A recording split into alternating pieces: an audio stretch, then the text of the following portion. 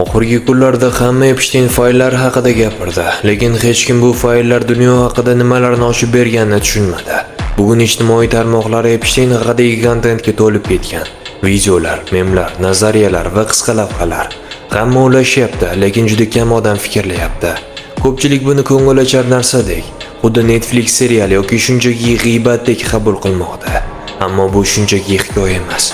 Bu hokimiyatning ishlash mexanizmi.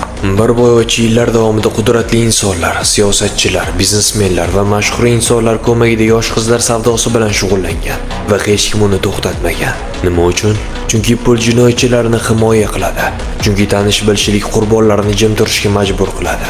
Chunki kuch tizimni nazorat qiladi.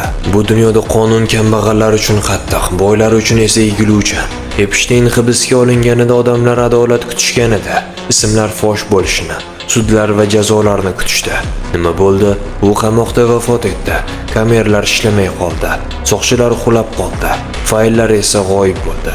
Bu tasodif emas, bu dalillarni yo'q qilish. Bu tizimni o'zini o'zi qutqarish edi.